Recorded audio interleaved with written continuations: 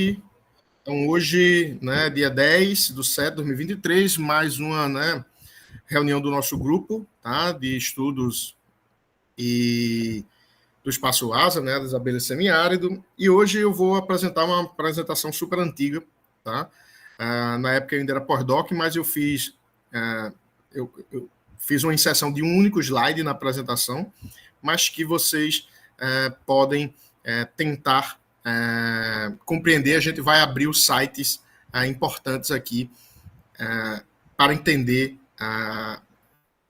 essa questão de classificação de abelhas. Depois a gente entra, né, do que de fato é uma abelha, tá certo? E depois a gente vai falar um pouquinho sobre as abelhas, chegando até os animais sociais, que é os animais que a gente tem mais interesse lá no laboratório. Embora, né, as abelhas solitárias sejam importantes demais, né, nas nossas pesquisas, tá? Bem, eu vou aqui apresentar para vocês a minha tela. Vocês podem fazer perguntas, interferências quando quiser, tá? Então, essa era uma aula, né, que eu ainda era, né, doutorando ainda, fazia doutorado, eu acho que era pós-doc aqui da UFESA já, e essa aula foi intitulada, né, Sistemática de Abelhas, Aspectos Gerais e de Classificação. Tá? Então, deixa eu... Tem um colega querendo entrar. Permitir. Tá? Então, tem um colega... Isso, o Jorge entrou, maravilha. Então, bem, as abelhas, né, então, elas são um grupo de Hymenoptera, né? Então, a ordem Hymenoptera, ela é uma ordem enorme, tá certo? De insetos, que tem uma característica bastante interessante, que são as asas membranosas. O nome já diz, né? Hymenoptera, né? Hymen, membrana, ptera, asa. Né? Asas membranosas. Esses caras, todos eles, né, desse grupo enorme de insetos, tem essa característica dessas asas membranosas, tá? E dentro desse grupo, né, tem esse grupinho, né, denominado, tá? Denominado apoide, tá? Então, lembrando para vocês, apoide, não é apoidea, né? Apoide, tá? Então, essa é a forma que a gente deve falar. Eu vou enfatizar muito os nomes, porque os nomes são importantes para a gente entender. Então, os apoide, então, são himenópteros que apresentam um ferrão. Tá? Junto desses himenópteros que apresentam ferrão, a gente também tem os Ichneumonidae, ou os Ichneumonidae, né? Os Crisidoidae, tá? E os Vespoidae. Tá? Nós, né, as abelhas, então, estão nesse grupo de apoide, ou, né, em outras classificações, dentro dos que chama antófila. Antófila, né? Anto de flores, né? Fila de amigo, tá? De amigo das flores. Então, as classificações, elas evoluem. Né? Por quê? Porque as classificações são algo estritamente humano. Nós inventamos classificações. Os seres humanos inventam classificações. Entretanto, o que é que a gente busca nas classificações biológicas? A gente busca uma classificação que seja a classificação mais real possível, né, dentro do que a gente chama de filogenética, dentro da filogenia dos grupos. E o que é a filogenia? É o grau de parentesco entre táxons, ou taxa. Né? O táxon é uma unidade taxonômica. Nesse caso aqui, por exemplo, com a terminação ine, são subfamílias, né? Ine, e veja que Apide, ele tem a classificação D, né? D-A-E, se fala Apide, não Apidae, né? Apide. Os Apide, junto dessa filogenia aqui, então, esse grupo sendo, então, um grupo que a gente chama de grupo monofilético, então ele só tem um ancestral comum, ele ficaria, entre aspas, ali meio distorcido, porque estaria junto de uma subfamília. Então, né, uma subfamília dessa família aqui, ó, cabrônide. Então, o que é que acontece quando a gente vê isso numa classificação? A gente ou deve elevar o nível ou abaixar o grupo, né, de nível. Então, Apide, né, ou Apoide tem as suas sinapomorfias. Da mesma forma que nessa classificação, Apide, né, abelha seria Apide mais Cabrônide, que é um grupo de vespas. Entretanto, Apide é um grupo, de fato, monofilético. O que significa um grupo monofilético? Que todos os representantes desse grupo têm um ancestral comum exclusivo mais próximo. Tá? Um ancestral comum exclusivo que divergiu em todas as linhagens que a gente tem dentro desse ramo de organismos. Eles apresentam pelos plumosos. Pelos plumosos, a característica mais fácil de ver, tá? Nas abelhas. Tanto que quando a gente... Professor, como é que a gente descobre que é uma abelha na lupa? Né? Eu digo sempre a vocês, procure um pelo plumoso. Se você vê uma vespa, tem carona de vespa, aparece vespa, e etc., mas tem pelo plumoso, então não é vespa, é abelha. Entretanto, vespa, vocês já viram aqui que vespas é um grupo enorme, cheio, né, de grupos. Tá? Então, as abelhas, de fato, elas são vespas que apresentam os plumosos uma sutura subantenal conectada ao tentório, isso é interno dentro da cabeça, então é difícil de ver, mas a gente, em alguns grupos de abelha, a gente consegue ver a sutura subantenal, né, na face do animal. Tá? A gente tem um labro articulado com a margem inferior do clípio, então a gente tem um aparelho bucal específico de abelhas, tá? Com uma paraglossa com pelos esparsos. Essa paraglossa é a língua da abelha. Quando eu falo para vocês que a gente precisa montar o animal bem direitinho, montando a língua do animal, é porque a gente precisa ver as características da morfologia da língua para poder fazer uma boa identificação das abelhas. Alguns grupos, inclusive, a gente precisa montar as mandíbulas, e por isso, dentro da subfamília Megaquiline, ou família Megachilidae, eu vou mostrar um pouquinho para vocês porque às vezes eu chamo família Megaquilidae e às vezes eu chamo subfamília Megaquiline, a gente tem que montar as mandíbulas. O que é isso? Abrir as mandíbulas, porque os caracteres diagnósticos daquele grupo de organismos boa parte deles está na mandíbula. Então, quando a gente monta um animal para identificação, quanto mais caracteres a gente consegue enxergar naquele animal, melhor. Tá? Eles têm o tamanho de uma coxa de uma certa forma, eles apresentam um basetaço posterior, né, mais longo que os outros segmentos. Essa é outra característica bastante interessante. Então, o basetarso de abelhas, ele é bem maior, né? Se a gente vê a morfologia de um bicho, uma foto de um bicho, a gente vê que o basetarso é bem maior, tá? E tem algumas características de asa que são importantes, tá? Então, dentro das relações filogenéticas que a gente tem dentro das abelhas, esse grupo de Cabrônide e Sphaecidae seria o grupo mais próximo filogeneticamente das abelhas. Os Cabrônide, tá, são uma família que vocês têm contato lá no laboratório, né? Os Tripóxonos são Cabrônide.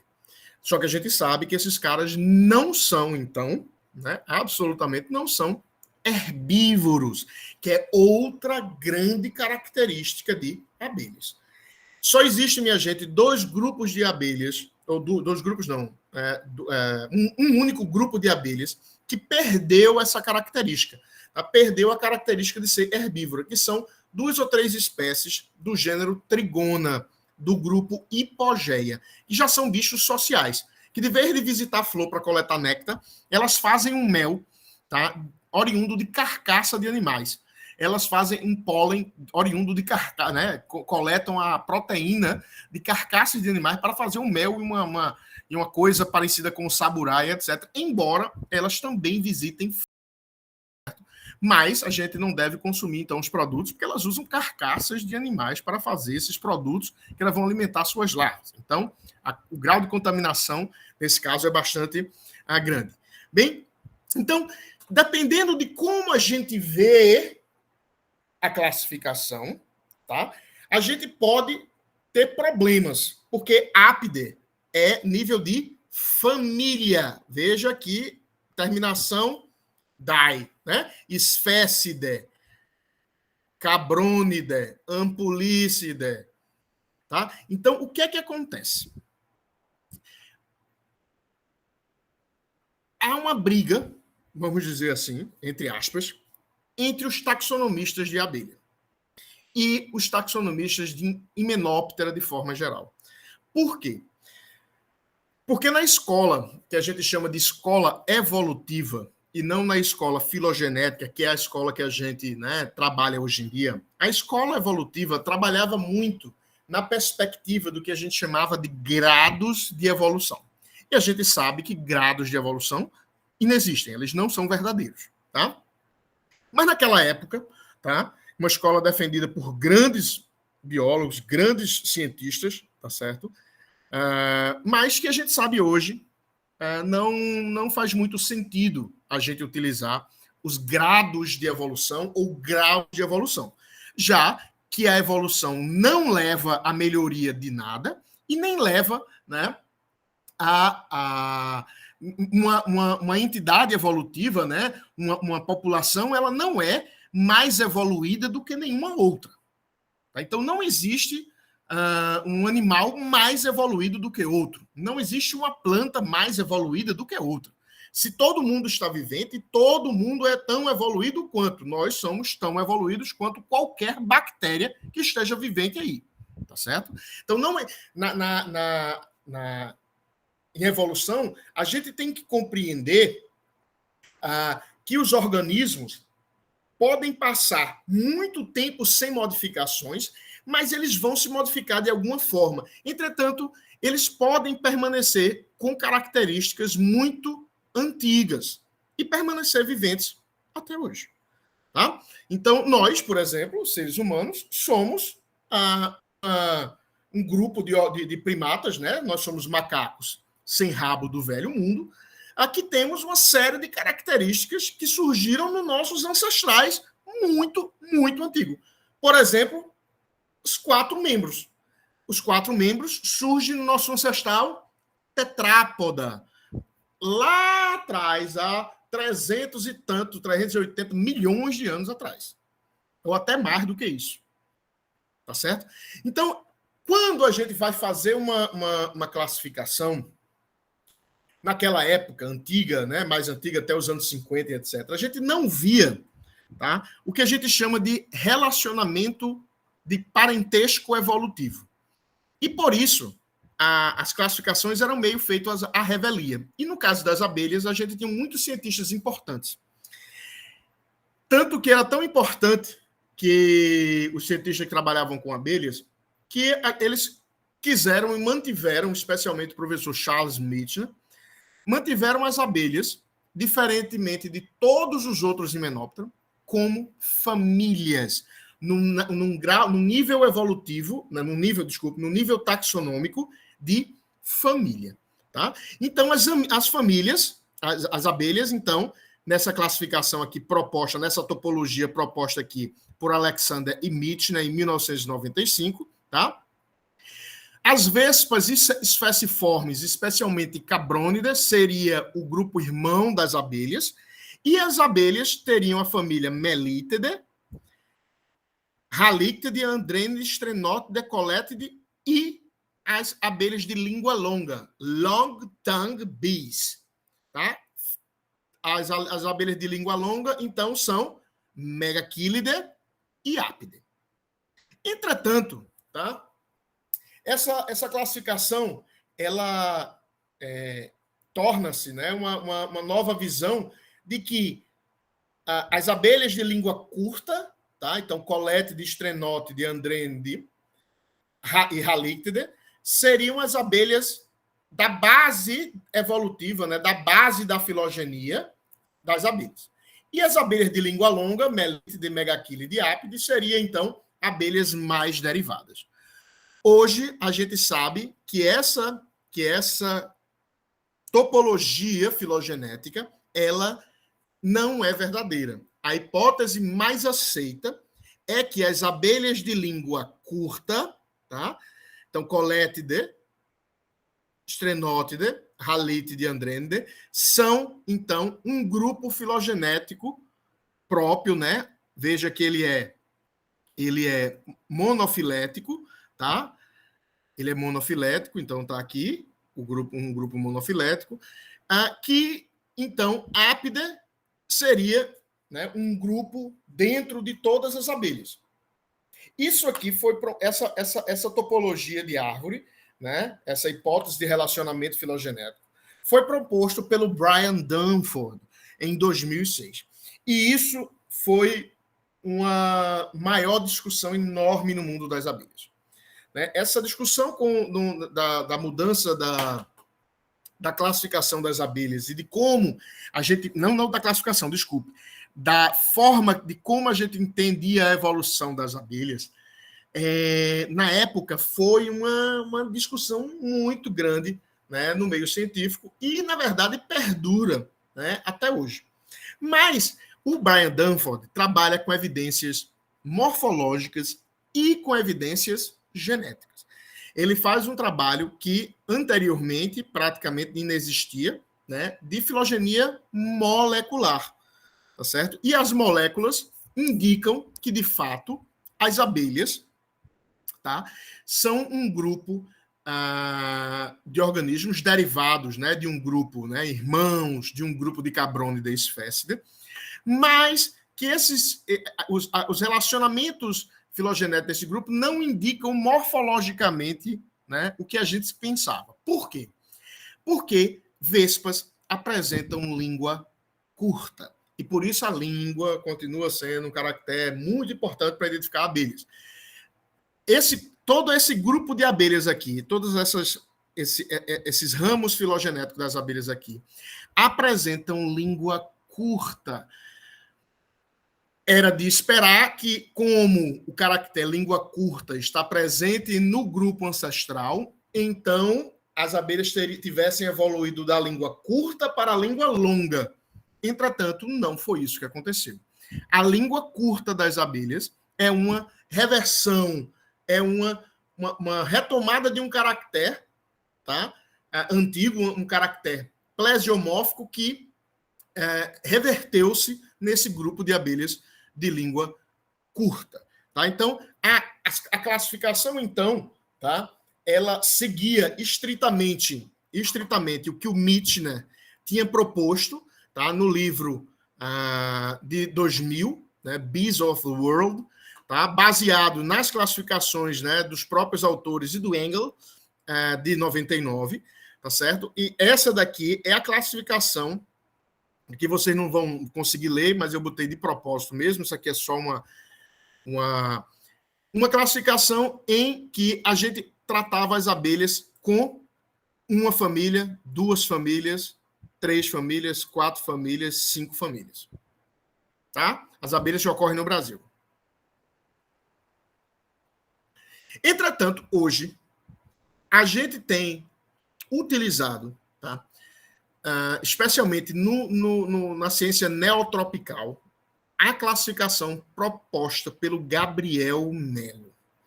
O Gabriel Mello é um pesquisador, professor, atualmente já é professor titular da Universidade Federal do Paraná, tá, em Curitiba. E o Gabriel, quando propôs essa classificação, ele também foi bastante criticado. Mas, quando a gente vai percebendo e entendendo o porquê ele propõe a classificação em que as abelhas deixam de ser famílias e tornam-se todas subfamílias, a gente entende por quê. Porque quando a gente vai entender a classificação de formigas, por exemplo, todas as formigas são classificadas dentro de uma única família, família Formicidae, com 21 diferentes subfamílias. Os Cabronidae também, 6 subfamílias, e etc. De repente, tem as abelhas. As abelhas era tudo família. Então, não faz sentido, já que é um grupo monofilético, a gente tratar as abelhas como diferentes famílias. A gente tem que elevar a família principal, né, ao nível de família, com as outras unidades taxonômicas anteriormente tratadas como famílias, ao nível taxonômico de subfamília. Tá? Então, como é que isso é visto? A gente tem que entender tanto a filogenia das abelhas como essa história das classificações. E o Gabriel tem um trabalho muito interessante mostrando as classificações das abelhas. E a gente vai lá agora no site, tá? Deixa eu dar um ESC aqui, descartar, e a gente vai agora lá nos sites para ver. Tá? Então, vocês já devem conhecer o ResearchGate, tá? Mas o ResearchGate, né, não tem todas as publicações. Então, o melhor é a gente usar a plataforma Lattes, tá? E buscar, já que o Gabriel Meyer, eu estou dizendo que é uma pessoa, é um cientista muito importante,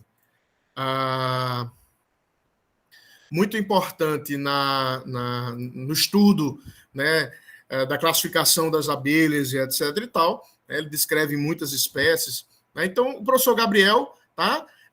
Ele tem um currículo recheado de artigos nesse sentido. E ele tem um artigo que eu marquei aqui, tá?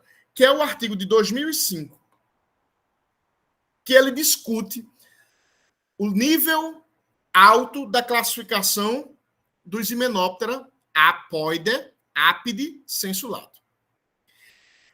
À época, esse trabalho também foi extremamente criticado, mas hoje a gente vê que é bastante interessante a forma como o Gabriel trabalhou. E ele, né, é o administrador do principal site, né, e é a pessoa que fez um trabalho homérico, né, um trabalho absurdo, né, extremamente importante. Ele, o grupo de alunos dele, e também o Eduardo Almeida e tantos outros. Né, se eu for falar nomes aqui, são muitos nomes importantes aqui, mas que organizou, tá, o catálogo do Padre Mouri. Então, o Padre Mouri, um dos maiores taxonomistas, né, de abelhas de todos os tempos, tá certo? Infelizmente faleceu em 2003, 2004, por aí. Não me lembro mais quando o Padre Mouri faleceu, mas não faz tanto tempo que o Padre Mouri faleceu. E ele foi ativo cientificamente até mais de 90 anos, tá? Então, ele publicou centenas de milhares de nomes de abelhas, ele descreveu, acho que mais de 500 espécies de abelhas, de todos os grupos que você pode pensar e imaginar. E ele formou uma coleção muito importante, a maior coleção e mais importante coleção de abelhas da América do Sul, que foi herdada, entre aspas, pelo Gabriel. Essa é uma coleção de todos nós, é uma coleção, né, que pertence a todos os brasileiros, mas ela é curada pelo professor Gabriel. Tá? O professor Gabriel, ele produz, ele faz todo ano, junto com os alunos e outros professores, um curso, tá certo? O curso de identificação de abelhas neotropicais. É um curso muito concorrido, tá? Se vocês depois quiserem participar, né, ficar de olho nas chamadas que ele faz. O curso, por exemplo, em 2019, antes da pandemia, eu acho, ou foi depois da pandemia, eu não lembro mais, foi no Recife, né? É muito interessante, lá com a Dani Parisotto, que foi ex-aluna dele, né? E da Danúncia Urban, também outra grande taxonomista de abelhas. Então, a Dani Parisotto também trabalha com taxonomia de um grupo muito específico e muito bonito de abelhas, que são os Antidiinae, né? As abelhas, essas abelhas né, de Epantidium, de Dicrantidium, esses grupos de abelhas com poucos pelos, né, animais muito, muito interessantes, tá? E que o Gabriel ele fez ele editou, tá, o catálogo Moure.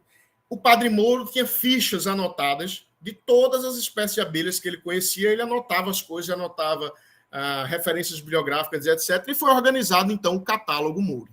O catálogo Moure é a nossa referência, tá certo? É a referência dos neotrópicos para abelhas. E aqui a gente tem a classificação que é proposta pelo cara que propôs lá em 2005 essa classificação das abelhas. As abelhas todas, então, estariam classificadas dentro de uma única família, a família Apida. Nos neotrópicos, então, a gente tem 5 subfamílias, tá, disponíveis de organismos.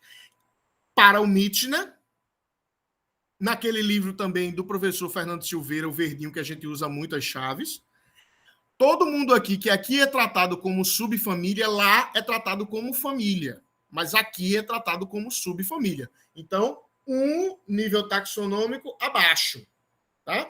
Reino, filo, classe, ordem, família, subfamília, gênero, subgênero, porque entre um nível taxonômico e outro podem existir milhares de intermediários. Por quê? Porque a classificação é uma coisa nossa, é uma coisa humana. A natureza não classifica. Quem classifica são humanos. Tá? E dentro das abelhas, a gente vê a subfamília Andranina, tá? Com as tribos. O que é tratado como subfamília lá em Mitchner, 2000, 2007, aqui são tratados como tribos. Então, Andrênida ou Andrenina, segundo Melo e Gonçalves, tá? Tem essas tribos, tá? Os Coletine, ou antiga família Colétida, tem essas tribos, tá?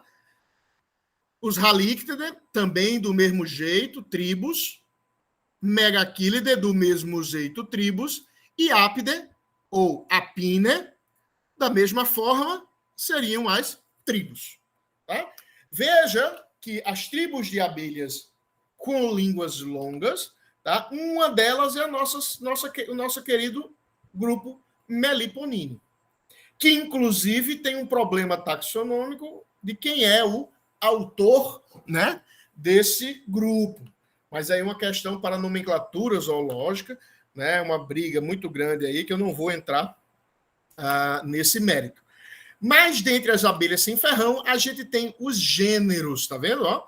Então, dentro da tribo, então, família, subfamília, tribo. Dentro de tribo, agora a gente tem os gêneros. No caso das abelhas sem ferrão, são 33, tá? Gêneros, ou 29, dependendo da classificação, tá certo?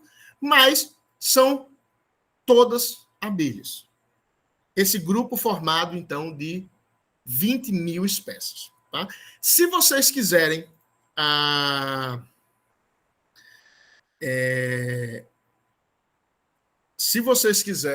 aprofundar no assunto de classificação de abelhas e relações evolutivas entre grupos de abelhas, eu indico a vocês que vocês entrem no site do professor Dunford. Dunford Lab é o site, né, do professor Dunford, que ele é da Universidade de Cornell, nos Estados Unidos.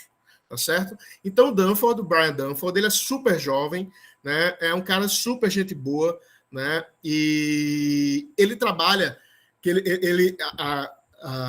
quando pergunta ele, Brian, você trabalha com o que? Ele? I study bees. Ele estuda abelhas.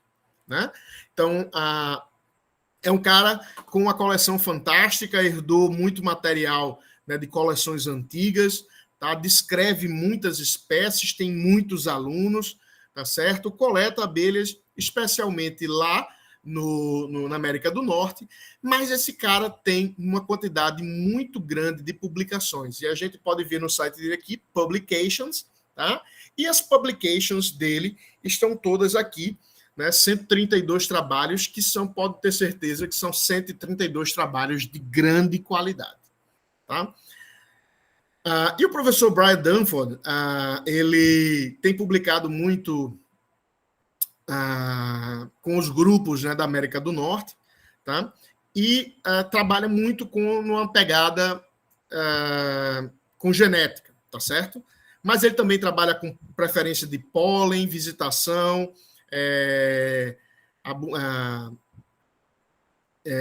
polinização de culturas agrícolas, tá?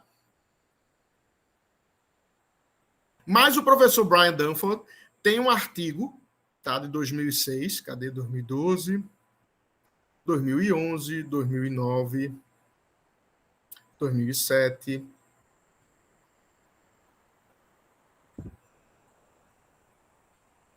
Cadê 2006, 2007? Isso. Brian Dunford e colaboradores.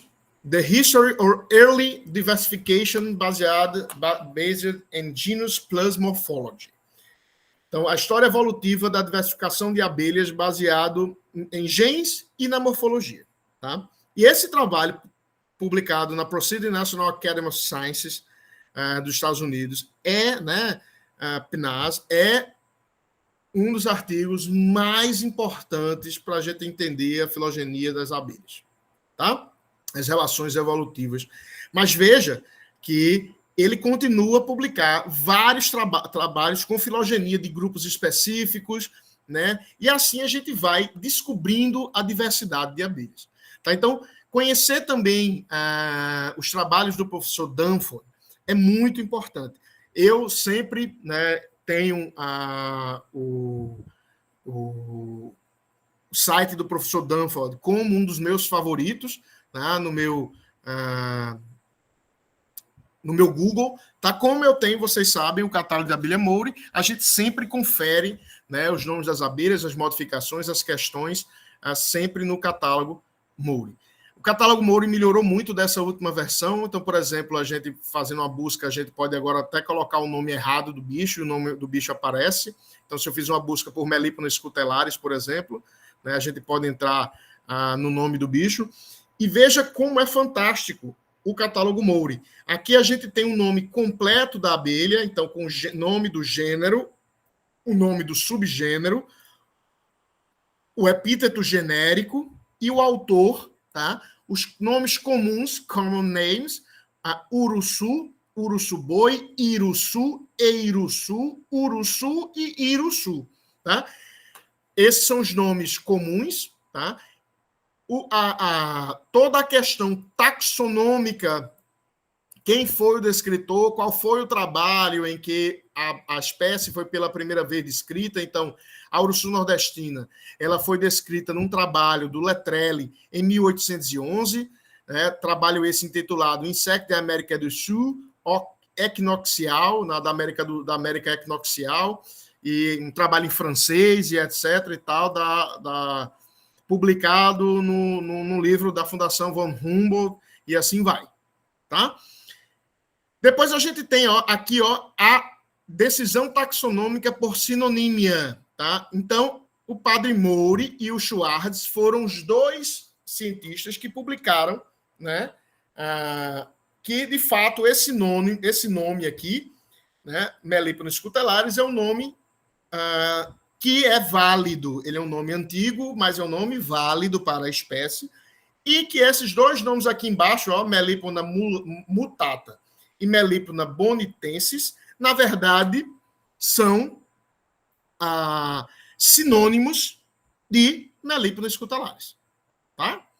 Então, o nome, né, dado pelo Coquerel, muito, muito bom, né, bonitensis, tá? Mas esse nome não é válido, porque ele foi descrito em 1919, mas a espécie já tinha sido descrita anteriormente pelo Lettrelli. E aqui, minha gente, todo um grupo absurdo de referências que citam essa espécie. Veja a quantidade de referências, né?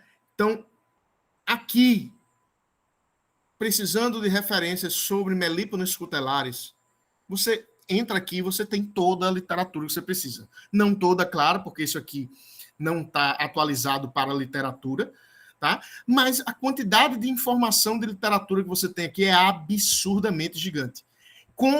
Dizendo o que é cada literatura.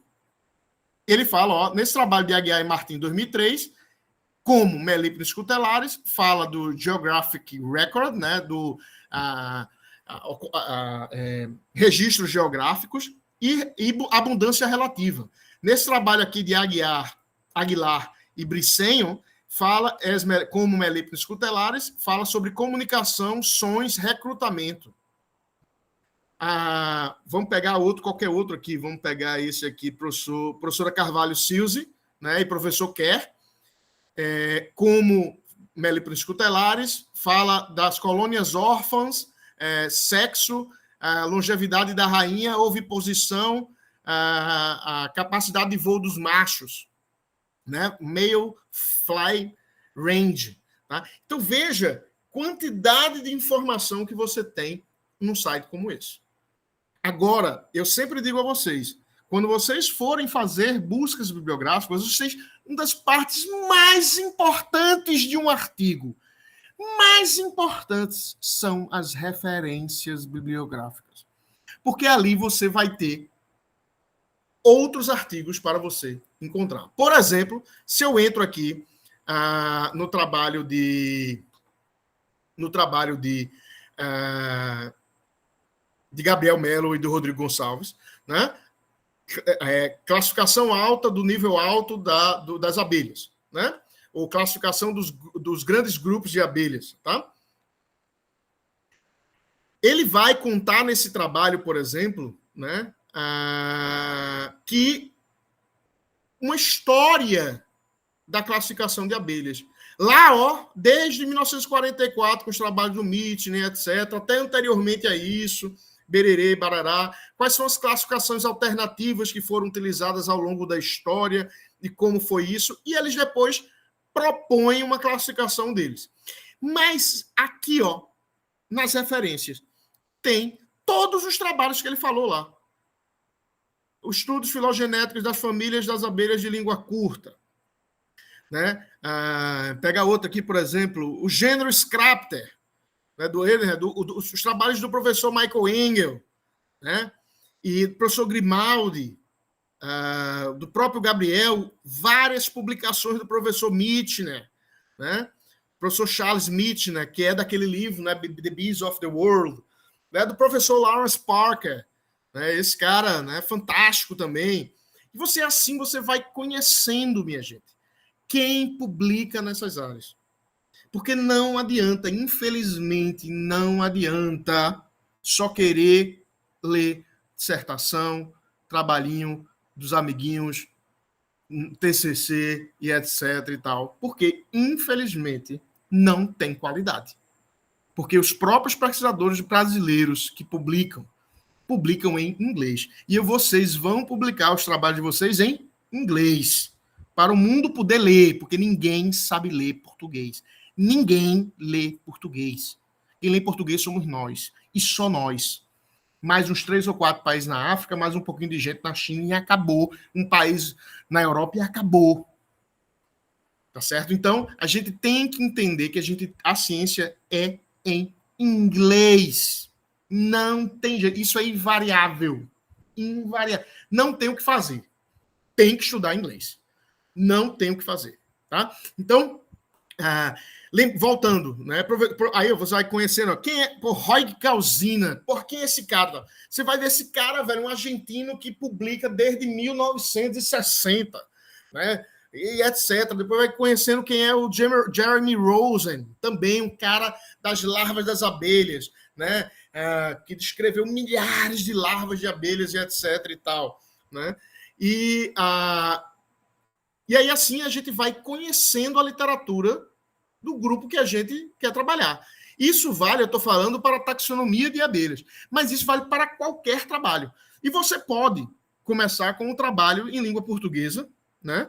Mas você tem que prestar atenção na citação. Eu vejo vocês lendo um artigo, nem a citação você lê. Você tem que conhecer a citação, para, inclusive, não errar e fazer citação cruzada. A gente não pode cometer erro de citação cruzada. Na área de pesquisa, minha área, eu conheço citação cruzada. Mas em outras áreas eu não conheço. Mas em abelhas eu conheço e posso identificar o que é uma citação cruzada ou não, que é extremamente comum em literatura escrita por estudantes. Muito comum. Tá? Vamos aqui voltar para a nossa apresentação. Então, o que diabo é uma abelha? Então, abelhas são uns insetos com membrana, com uma asa membranosa e que tem pelos plumosos. As abelhas comem pólen e tomam néctar em flores ou coletam óleos florais. Cabrônide come folhas e algumas espécies comem pólen também, mas a maior parte são bichos carnívoros, são caçadores. Tá? Abelhas, o primeiro basitarso é bem maior do que os subsequentes, então essa é uma característica bem de abelha, e ele é achatado. O basitarso não é arredondado. Tá? A maxila das larvas tem uma única papila. O T7 é dividido, que a gente chama de hemitergitos. Tá? Então, o T7 é realmente dividido. E um único espermatozoide é formado por espermatócito. O bicho é, então, um bicho haploide. Tá? E ele tem placa basotibial na maioria das espécies. Naquela época ainda que eu fiz essa apresentação, o mundo ainda tinha 18 mil espécies de abelha. Opa. Hoje, a gente sabe que isso já passou de 20 mil espécies. Tá? E a gente tem um site, The Tree of Life, que ele compila, tá certo, e mantém em tempo real, tá, o número de espécies de abelhas que estão sendo publicadas. Esse site tem um problema que ele não contabiliza quando uma espécie é sinônimo. Então, às vezes, gera problemas, porque às vezes a espécie já nasce sinônimo de outra, tá? Especialmente com a velocidade da ciência atualmente, às vezes a espécie já nasce como sinônimo de outra. Em torno de 500 espécies são o que a gente chama de eusociais. O que diabo é eu? Esse prefixo eu, tá, significa verdadeiro. Eu, verdadeiramente social.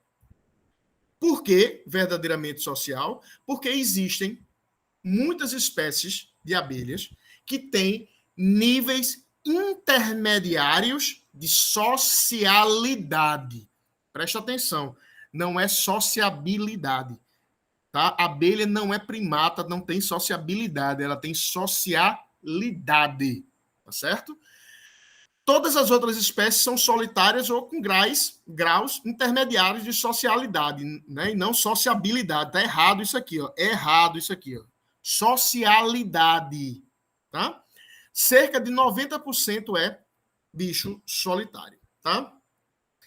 As abelhas, diferentemente de praticamente todos os outros grupos de organismos, são mais diversificados em áreas desérticas subtropicais. Vocês são estudantes de ecologia em sua maioria, né? E sabem que normalmente a gente sempre diz a diversidade sai dos trópicos em direção aos subtrópicos e aos polos, não é isso? Então, sempre a maior diversidade estaria nos trópicos e a diversidade vai caindo, né, enquanto a latitude baixa ou a latitude sobe. Tá? Para as abelhas, isso não é verdade. Por quê? Porque as abelhas surgiram nos desertos subtropicais de Gondwana, do antigo continente de Gondwana. Tá? Então, a maior diversidade de abelhas está em áreas semidesérticas subtropicais. No Brasil, representados, por exemplo, pela área de Pampa Gaúcho. Lá no Pampa Gaúcho, a gente tem uma diversidade absurdamente maior de abelhas do que a gente tem na Caatinga, por exemplo. Então, inclusive, uma diversidade maior do que ocorre na floresta amazônica, por exemplo. Né? Então, para abelhas, não vale, né, essa ideia de que a diversidade maior está nas áreas de florestas úmidas e etc. Não vale. Tá? As abelhas sociais, com certeza, são mais diversificadas, né, nas florestas tropicais, especialmente a Amazônia. Tá? Isso a gente não tem mais dúvida, especialmente dos últimos 20, 15 anos, a gente aumentou muito o número de espécies de abelhas conhecidas na Amazônia, tá? E esses bichos têm uma diversidade muito grande de formato, cor e etc. Tá? Eu não, já falei de classificação. Bem, ninho e socialidade. Sociabilidade não, isso aqui foi um erro que eu cometi, por favor. Socialidade, tá? Então, uma abelha solitária, ela cuida do seu ninho sozinha. Já uma abelha social, ela vai ter níveis de ajuda ou de cooperação com suas irmãs ou com suas filhas. No caso, quando ela é eusocial, ela vai cooperar com suas irmãs e com sua mãe. Quando ela tem níveis intermediários de socialidade, e aí tem que estudar, né, um cara muito importante do mundo das formigas, né, que é o Edward Wilson. Né? O Edward Wilson escreveu o livro, né, sobre socialidade em insetos, e ele estudou, né, basicamente formigas, né, que é o único grupo de Hymenoptera que é 100% eusocial. Todas as formigas são sociais. Não existem formigas solitárias. Tá? A formiga com nível de socialidade mais baixo conhecido, né, é a Dinoponera, esse grupo de Ponerine de Dinoponera. Tá? Essas são ninhos com 20, 30 formigas, e a gente tem uma fêmea dominante que domina a colônia, né, e acaba fazendo com que as filhas trabalhem para ela. Tá? Os ninhos são construídos, no caso de abelhas, os ninhos são construídos no solo ou em cavidades pré-existentes, em madeira ou substratos semelhantes. Algumas espécies escavam madeira. O material de construção varia muito, desde areia, terra, barro, pedaço de folha ou restos vegetais, óleos florais, resina, concha. Inclusive, eu digo a vocês que eu tenho um sonho de encontrar um ninho de abelha solitária em uma concha aqui na Caatinga, e vou encontrar, vamos encontrar aí no futuro, porque eu tenho certeza que deve existir uma espécie de abelha aqui na Caatinga que faz ninho em concha. Tá? Então tá aqui como é a morfologia do ninho. Alguns ninhos são bastante rasos, tá vendo? Ó, numa terra bastante dura, tá certo? Outros, né, fazem ninhos em locais específicos, como é o caso dessa xilócopa, que faz na haste de Macambira, de Encolira spectabile, tá? Essa é a xilócopa Macambira, tá? Uma abelha conhecida das áreas altas, né, do centro da Caatinga, especialmente o Parque Nacional do Catimbau, um bicho descrito pela Maíse e pelo professor Zanella, tá? Maíse Silva, professor Zanella. A professora Maíse hoje está lá na Bahia, o professor Zanella está lá no Rio Grande do Sul. Não, está no Rio Grande do Sul, sei lá. Não, ele está na Unila, tá? Está na Unila, no Paraná. Ou aqui, ó, ninhos de Centris anales, tá? Naqueles blocos que a gente tem lá. Já as abelhas sem ferrão, a maior parte das espécies nidifica em ocos de árvore, tá? E o ninho é bem característico pela presença de discos ou, né, uma área de cria em cacho de uva, envolvida por um invólucro, né, laminar de cera, e o estoque de alimento é em potes, tá? Em potes. A gente também encontra batume, né, ou geoprópolis, como queira chamar, e com uma entrada característica, tá aqui a entrada. Esse aqui é o desenho lá do livro do professor Nogueira Neto, tá? Então, a gente tem uma morfologia bastante grande de ninhos, tá? Mas esse, por exemplo, aqui é um ninho de Nanotrigona, né? Nanotrigona, na época eu não sabia o nome ainda, hoje a gente sabe o nome, é Nanotrigona minuta, o nome dessa abelha. E aqui, ó, tá um ninho de Phreasomelita doderlene, que é a nossa querida abelha amarela, tá? Uma das características de meliponina, então das abelhas sem ferrão, são as entradas. Cada espécie tem uma entrada diferente. Tá? Então, por exemplo, aqui, né, do grupo de plebeia, friesomelita, aqui já é melípona, né, aqui já é, eu não sei se esse grupo aqui é nanotrigona também, mas aqui partamona, trigona e assim vai. Já apis, tá? Isso aqui vocês não vão ver normalmente, isso aqui eu tirei essas fotos lá em Fernando de Noronha, tá? Então vocês não vão ver uma pessoa pegar num quadro cheio como esse aqui, sem luva e sem macacão, tá? Mas lá em Fernando de Noronha tem essa característica dessas abelhas que ainda são geneticamente puras, entre aspas, né? De uma linhagem bastante mansa que foi introduzida em Fernando de Noronha. Mas ela é cheia de doença e de altamente pouco produtiva, né? Muito pouco produtiva em relação à nossa africanizada aqui do continente, tá certo? Mas as apes, então, elas vivem construindo favos de cria hexagonais, tá? Onde elas colocam tanto cria quanto quanto pólen quanto néctar. Então, a cria, o pólen e o néctar são estocados, né, aqui nos favos nos favos de cria, tá? Abelhas apresentam também especializações, tá? E especializações em abelha é um tópico que eu, particularmente, sou muito fascinado. E vocês sabem que meu doutorado foi estudando especialização em abelhas. Todas as abelhas necessitam de néctar para suprimento de suas necessidades metabólicas de voo. Toda abelha toma néctar. Não tem jeito. Toda abelha toma néctar. Todas as abelhas necessitam de pólen como alimento de suas larvas.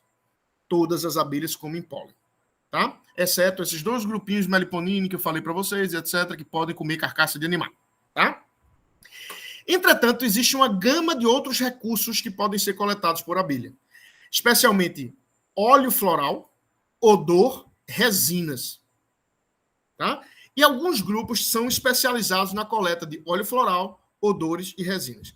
Um grupo muito importante é o grupo das abelhas das orquídeas, os Euglossini, da tribo Euglossini. São aquelas abelhinhas verdes ou pretas grandes que os machos coletam odores nas flores das orquídeas e oferecem esses odores para as fêmeas, tá? Muito provavelmente relacionado à atratividade sexual, tá certo?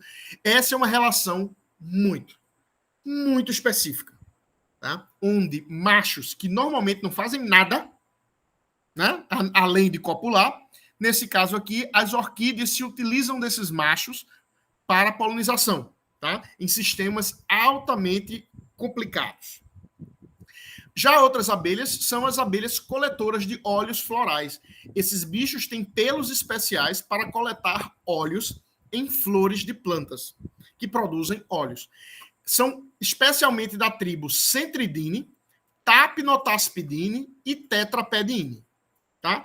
Veja esse desenho aqui maravilhoso do professor Fogel, tá? Onde a abelha se prende com a mandíbula, aqui, ó, na base da pétala. Então, aqui você tem a foto. Essa pétala, ó, tá vendo que essa pétala é diferente das demais? Ó, 1, 2, 3, 4, 5.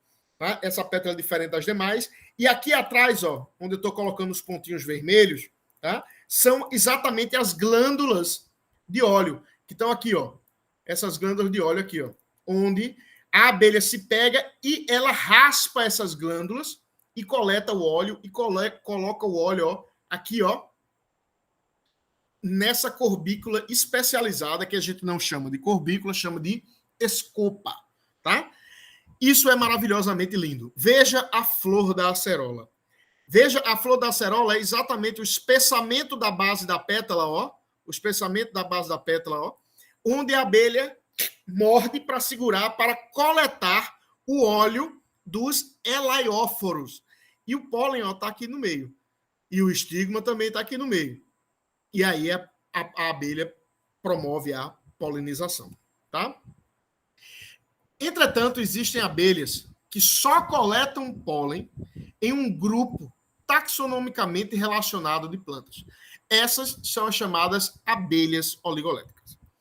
O Robertson, né, foi o pesquisador norte-americano, ele não era biólogo, não era cientista natural, ele era um entusiasta de abelhas, um cara que coletava abelhas no final de semana. E ele notou que, ao coletar as abelhas, ele só coletava determinadas espécies em grupos específicos de planta. E ele notou, então, e determinou esse termo oligolético. Porque quando a gente vai na floresta, né, a gente pode ver uma enormidade de flores. A gente acha lindo e etc. Mas as abelhas veem isso como comida. A gente não pode esquecer isso. As abelhas não acham a flor bonita. A abelha acha na flor a comida que ela quer, que ela precisa para sobreviver. Tá? Então, quando a gente vai ao campo, o que é que você vê? O que é que uma abelha vê? E uma abelha vê um mar de flores, um mar de comida. Tá? Entretanto, se você pega uma abelha especializada como um euglossine, ela vai, né, uma quantidade muito grande de flores, especializada, nesse caso, uma abelha polilética, né, ela é especializada na coleta de odores florais, mas não em néctar. De néctar, ela coleta néctar em tudo que é flor, que é possível ela coletar néctar. Né? Entretanto, algumas abelhas, e essas abelhas a gente chama de abelhas generalistas ou poliléticas, que coletam pólen em uma diversidade grande de espécies. Entretanto, existem espécies de abelhas que, de vez de ver esse mar de flor, ela só vê uma florzinha, uma espécie, ou um grupo muito pequeno de espécies, onde ela coleta pólen nessas flores. E você pode fornecer o pólen que você quiser a ela, que não seja da planta que ela é especialista, e as larvas não irão se desenvolver. As larvas vão morrer. Tá? Então, abelhas oligoléticas restringem a fonte de pólen a espécies de plantas, normalmente de uma mesma família, gênero, e em alguns casos muito raros, a uma única espécie. Tá? A gente tem um caso de uma única espécie aqui na Caatinga, que é o caso de Sebilurgus longipalpis e Varronia leucocéfala. Tá? A gente tem essa planta, eu plantei essa planta lá no Espaço Asa, e até agora eu não coletei lá no Espaço Asa nenhum macho nem fêmea de Sebilurgus longipalpis. Mas na fazenda da Ufesa, essa é uma abelha comum. Tá? Outras espécies de abelha também são bastante comuns, como, por exemplo, Protomeriturga turneri em flores de turnera. Turnera é uma planta cebosa, vagabunda, tem em toda esquina, calçada. Né? Entretanto, tem uma abelha que depende exclusivamente daquela planta. Se a gente corta todas as turneras, né? O pessoal chama de xanana, você vai diminuir drasticamente a população dessa abelha, que só come pólen na flor daquela abelha. E nesse caso específico ainda é o motel, né? É o sítio de acasalamento das abelhas. Outras espécies, como Pitylotrix, por exemplo, tá, são especialistas em flores de cactos. Na Caatinga, infelizmente, a gente não tem nenhum cacto conhecido polinizado por abelhas. Né? Os nossos cactos são polinizados por morcegos, esfingídeos e beija-flores. Temos também o caso de Protodíceles em flores de Alismatácea, que é o caso que eu estudei no meu doutorado. Tá? Bem, coleta e montagem de abelhas. A gente deve alfinetar a abelha no quarto quadrante do mesossoma. Lembrando que, no caso de abelhas, a gente não deve chamar cabeça, tórax e abdômen, porque o primeiro segmento abdominal é fundido com o tórax, formando o que a gente chama de triângulo propodeal. Tá? A gente deve montar as asas, pernas esticadas e língua à frente. Deve secar em estufa, tá? No mínimo por 48 horas. Colete com rede entomológica ou de outras formas possíveis. A coleta de euglossine com armadilha dá muito super certo. Tá aqui uma armadilha que a gente pode fazer com garrafa PET, etc. Isso aqui era para ensinar os alunos a coletar, tá? E é isso, esse e-mail não existe mais, não, por favor, não usem, tá bom? E esse aqui é o símbolo, né, do laboratório do professor Clemens, o qual eu dedico essa apresentação, professor Clemens, maravilhoso, tá? A gente consegue chegar, tá? Muito facilmente até gênero, utilizando o livro do professor Fernando Silveira, que infelizmente nos deixou recentissimamente.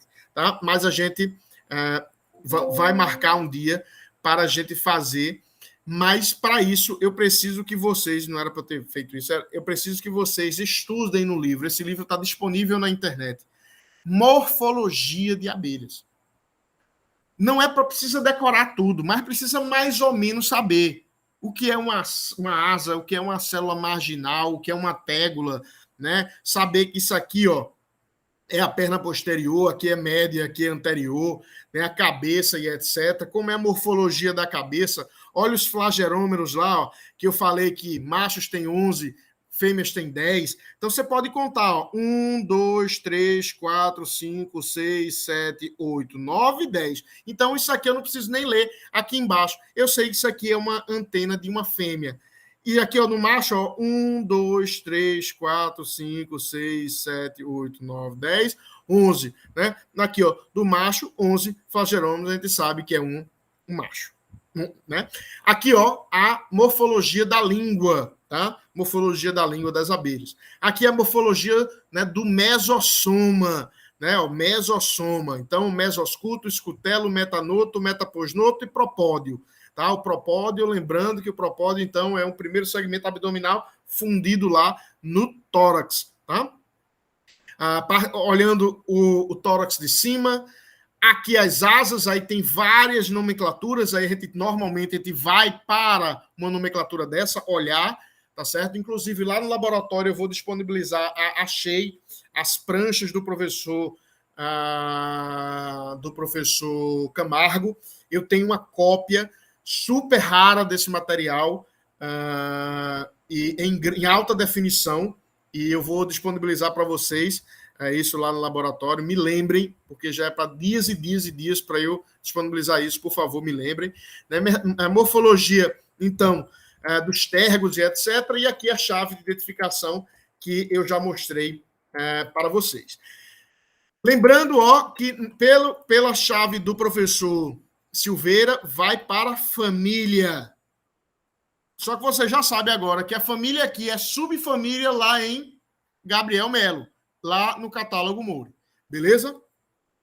Então é isso, pessoal. Eu vou parar aqui a gravação para a gente poder discutir e o texto não ficar muito grande e eu poder disponibilizar isso aqui na internet. Um grande cheiro no coração para quem vai ficar com essa apresentação somente na internet. Tá? Então, parar a gravação aqui.